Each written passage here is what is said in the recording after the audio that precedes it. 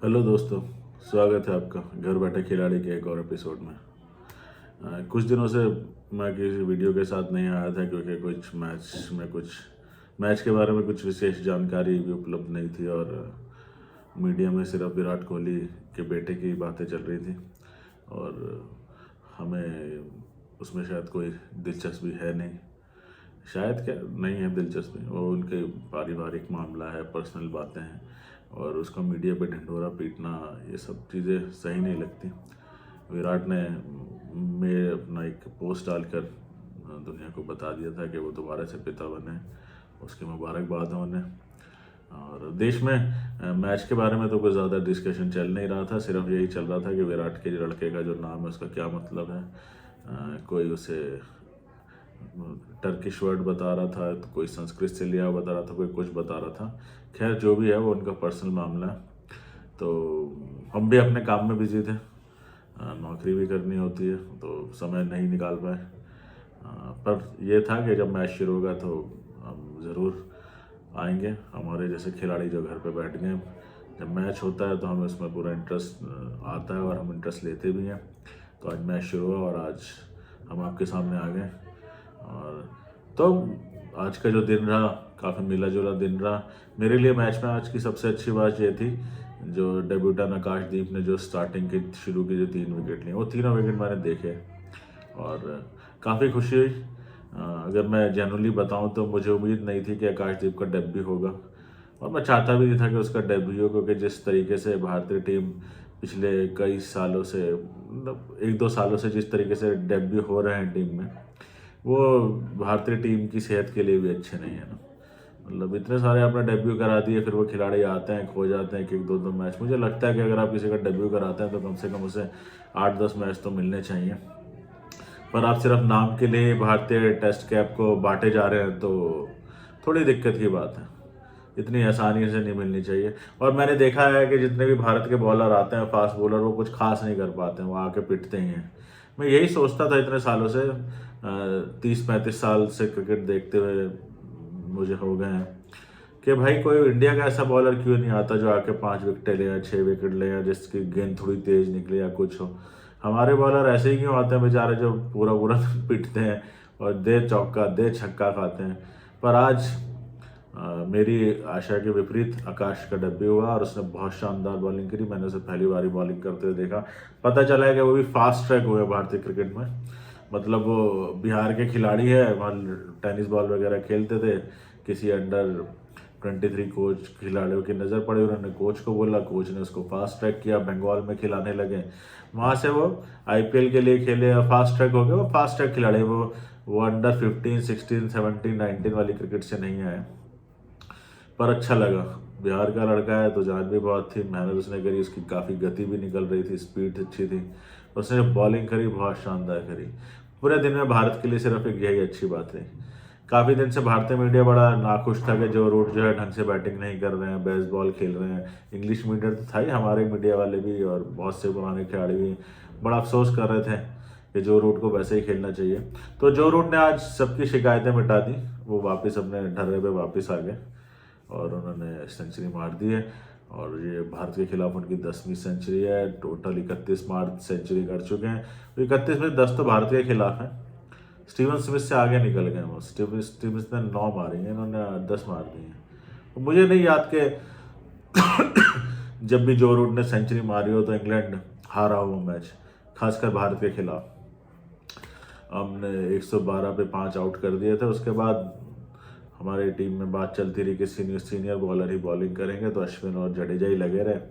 कुलदीप को हमने बॉलिंग ही नहीं दी ज़्यादा, 12-13 ओवर कराया पूरे दिन में। वो भी उस एंड से जहाँ पे कोई मदद नहीं थी। मुझे कभी कभी लगता है कि भारतीय क्रिकेट में भी बॉलिंग में भी कोई सीनियरिटी का गेम चलता है क्या, कि जडेजा और अश्विन खेलेंगे तो वही करेंगे, भले ही कुछ वो कर पा रहे हो या ना कर पा रहे हो। फिर हमारे विकेट कीपर, उन्होंने भी कुछ क्रूशियल कैचेस ड्रॉप किए। खैर कैचेस ड्रॉप होते रहते हैं मैच में, पर कई बार बहुत भारी पड़ जाता है। अच्छा हुआ कि जो उनके ओपनर हैं वो बोल्ड हो गए थे 9 बॉल पे आकाश की। बाद में क्रॉली, उन्होंने 40-42 रन मार दी, उसके बाद वो फिर आउट हो गए। वरना मैं तो सोच रहा था कि वो भी ना डबल सेंचुरी मार जाए। विकेट भारतीयों ने अपने तरीके से बना ली है, टर्नर है ये। अब मैच जो है वो देखिए, सीधा सी बात तो ये है कि 90% तो मुझे लगता है कि दिन खत्म होते होते 80% तो मैच भारत के हाथ से जा चुका है। अनलेस एंड अनलेस कोई मिरेकल हो जाए और भारतीय टीम पहली पारी में, जो उनकी बारी आएगी कल, उसमें आके लीड ले ले 150 या 200 रन की। वैसे तो इन्होंने पहले मैच में भी 196 रन की लीड ली थी, फिर भी हार गए थे। तो 90% 80% तो आप समझ के चलिए कि ये मैच भारत के हाथ से गया ही है। पर एक उम्मीद है कि जो पिछले 10 साल से हमने ये ट्रेंड देखा है कि भारत 200-250 भी चेज नहीं कर पाता है, वो जो चेज नहीं कर पाते थे उनमें से कई खिलाड़ी इस मैच में नहीं खेल रहे हैं। मतलब यंगस्टर्स हैं, पाटीदार पे कुछ रणडीव हैं, सरफराज भी आए हैं, शुभमन भी हैं और अपने यश जायसवाल भी हैं, ध्रुव जुरैल भी हैं। तो ये जो 5-6 नए बैट्समैन हैं जिन्हें ये पुराने ढर्रे का आदत नहीं है कि जी 200-250 रन भी हमसे लास्ट इनिंग में ना बने, क्या ये लोग उसको चेंज कर पाएंगे? ये इनके लिए चैलेंज है। अगर ये चैलेंज एक्सेप्ट कर लेते हैं और भारत को जिता देते हैं ये मैच, तो ये बहुत बढ़िया होगा भारतीय क्रिकेट के लिए भी, फ्यूचर के लिए भी। पर कुछ कह नहीं सकते, और अगर नहीं भी कर पाए तो ऐसा कुछ नया नहीं होगा जो पहले कभी ना हुआ हो। तो देखते हैं अब कल भारत बैटिंग करने आता है तो वो कितने रन बनाता है, किस तरीके से वो लोग बैटिंग करते हैं, है ना।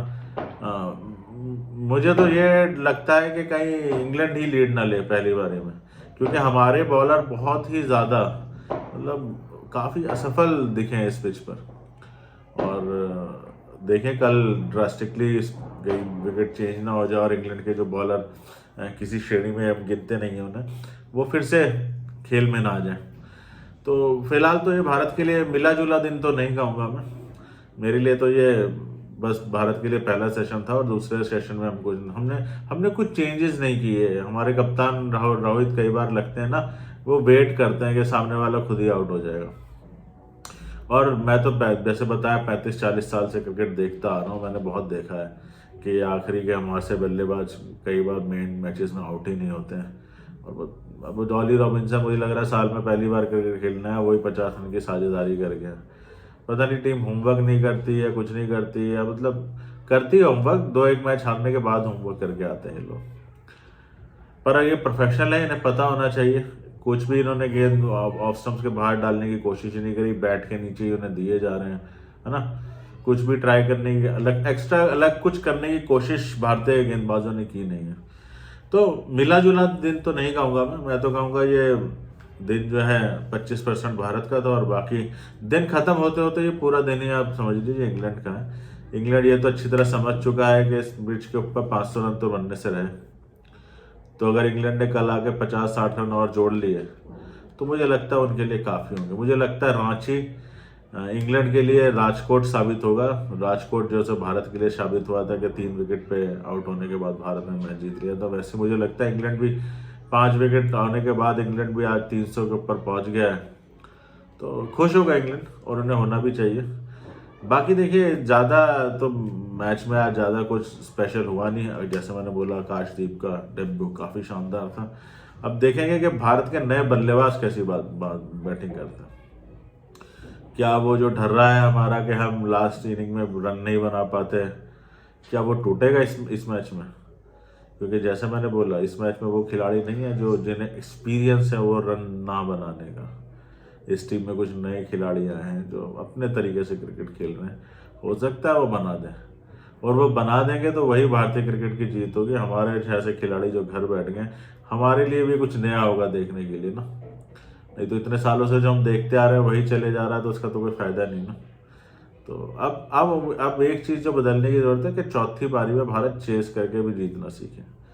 ठीक है, अब जब बेस्ट बॉल इंग्लैंड वाले चेस कर लेते तो अब इंग्लैंड वाले तो नॉर्मल क्रिकेट पे आ गए हैं। जैसे डेविड वॉर्न, माइकल वॉर्न ने ट्वीट किया है सेंसिबल बॉल, तो वो तो सेंसिबल बॉल पे आ गए हैं। तो अब बेसबॉल मुझे लगता है कि भारतीय यंगस्टर्स को कंटिन्यू कर देना चाहिए।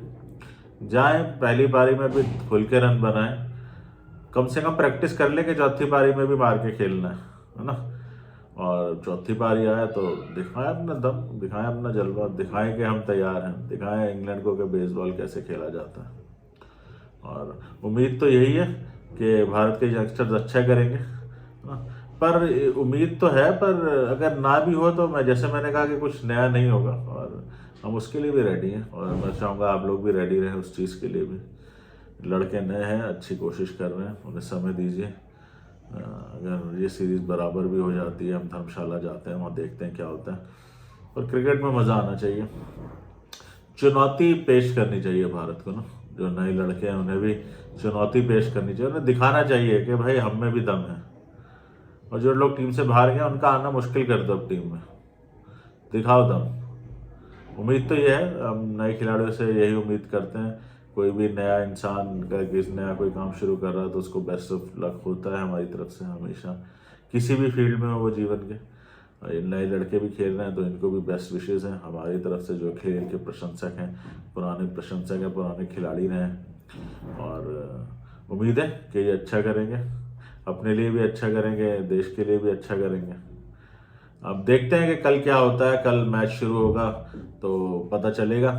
मैं देख रहा था यूट्यूब पे, मैच के 3-4 सेशंस होते हैं, उसमें हर जगह वीडियो पड़े रहते हैं। मेरे भी कुछ लोग मुझे कहते हैं कि यार हर टाइम के बाद डालो, पर मुझे लगता है कि पूरा दिन हो जाना चाहिए, उसके बाद ही अपना कुछ एनालिसिस बताना चाहिए ना।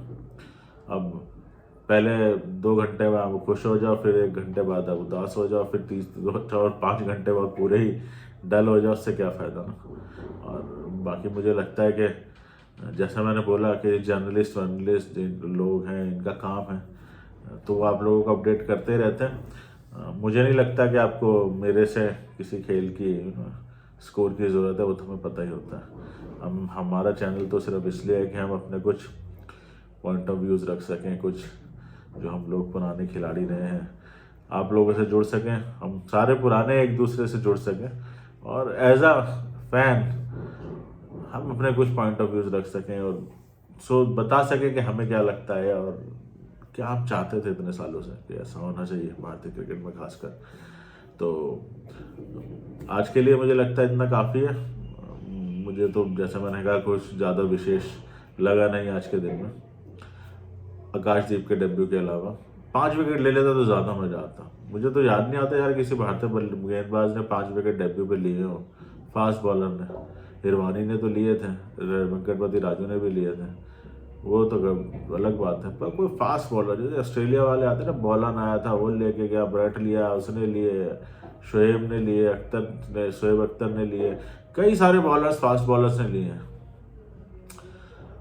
पर हमारे नहीं ले पाते।